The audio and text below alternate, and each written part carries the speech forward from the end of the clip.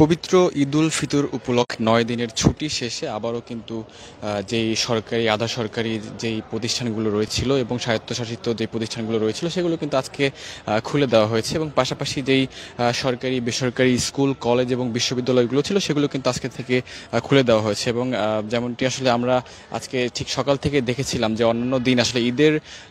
পরের দিন থেকে ঈদের দিন হতে পরের দিন থেকে আসলে যেই নগরীতে যেই যানবাহনের সংখ্যা সেটি কিন্তু একদম কম ছিল। তবে আজকে থেকে কিন্তু আবারও কিন্তু যেই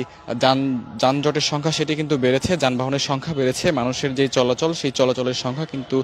বেড়েছে এবং ঠিক সকাল থেকে আমরা যেমনটি দেখেছিলাম যে বিভিন্ন অফিস আদালত এবং স্কুল কলেজগুলোতে শিক্ষার্থীরা কিন্তু ঠিক সময় তারা কিন্তু এসেছিলেন এবং পাশাপাশি বিভিন্ন অফিস আদালতের যারা কর্মকর্তা কর্মচারী রয়েছেন তারা কিন্তু এসেছিলেন এবং ঈদের আগে আসলে যেভাবে তাদের যে কর্মব্যস্ততা ছিল সেই কর্মব্যস্ততার চিত্র কিন্তু আসলে আজকে দেখা গিয়েছে এবং এই মুহূর্তে আমরা রয়েছে কিন্তু আদালত পাড়ায় এবং আন্তর্জাতিক অপরাধ ট্রাইব্যুনালের সামনে এবং সেখানেও কিন্তু যে ব্যস্ততা সেই ব্যস্ততাও কিন্তু আসলে আমরা খুব ভালোভাবে লক্ষ্য করছি। আসলে পবিত্র মুসলমানদের যে সবচেয়ে বড় ধর্মীয় উৎসব পবিত্র ঈদুল ফিতর এবং পবিত্র ঈদুল ফিতরকে কেন্দ্র করে কিন্তু রাজধানী ঢাকা ছেড়েছিলেন কিন্তু ঘরমুখো মানুষ এবং ঠিক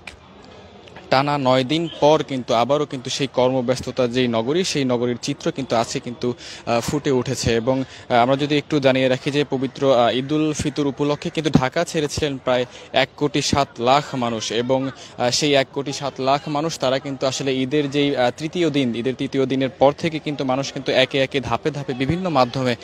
কিন্তু রাজধানীতে ফিরতে শুরু করেছিলেন এবং যেমনটি আমরা দেখেছিলাম যে কমলাপুর রেলওয়ে স্টেশনে কিন্তু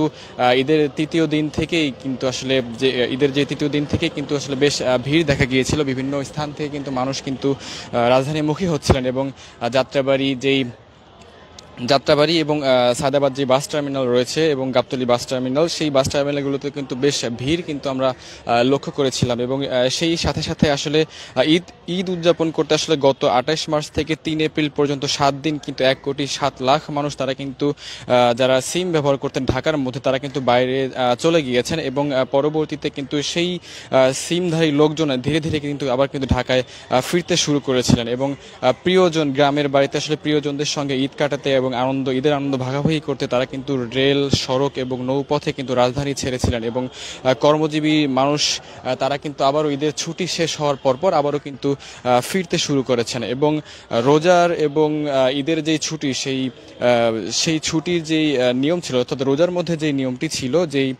সকাল ৯টা থেকে বিকেল ৩:৩০ পর্যন্ত অফিস টাইম এবং সেই নিয়মে কিন্তু পরিবর্তন আনা হয়েছে। আজ থেকে কিন্তু আগের মতোই ৯টা থেকে ৫টা পর্যন্ত অফিস চলমান থাকবে এবং সরকারি বেসরকারি যে অফিসগুলো রয়েছে সেগুলো কিন্তু এই নিয়মেই চলবে, অর্থাৎ রোজার মধ্যে যেই টাইমটি বেঁধে দেওয়া হয়েছিল যে সকাল ৯টা থেকে ৩:৩০ পর্যন্ত সময় কিন্তু কমিয়ে আনা হয়েছিল, সেই সময় কিন্তু এখন যেই রোজার আগের যে নিয়মটি ছিল যেই সকাল ৯টা থেকে বিকেল ৫টা পর্যন্ত সেই টাইম অনুযায়ী কিন্তু সরকারি অফিস আদালত এবং স্বায়ত্তশাসিত প্রতিষ্ঠানগুলোতে কিন্তু চলমান থাকবে। দর্শক, এই মুহূর্তে আমরা রয়েছি ঠিক আদালত প্রাঙ্গণে এবং এখানে কিন্তু আমরা দেখেছিলাম যে আসলে যারা আসলে আদালতের কর্মকর্তা কর্মচারী রয়েছেন তারা কিন্তু সঠিক সময়ে কিন্তু ভিতরে এসেছেন এবং তারা কিন্তু তাদের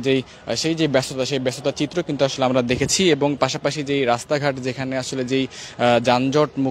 যানজট যে আগের রাজধানীর যে চিত্র যানজটের নগরী ঢাকা সেই চিত্র কিন্তু আজকে কিন্তু বেশ ভালোভাবে ফুটে উঠেছে। দর্শক, ডেইলি সানের পর্দায় আপনাদের সঙ্গে সরাসরি যুক্ত ছিলাম, আমরা ক্ষণে ক্ষণে আপনাদের সঙ্গে যুক্ত হব এবং দেশের সকল খবর সবার আগে পৌঁছে দেওয়ার চেষ্টা করবো। এতক্ষণ আমাদের সঙ্গে যুক্ত থাকার জন্য সবাইকে ধন্যবাদ জানাচ্ছি। For more updates, follow us on Facebook, subscribe our YouTube channel,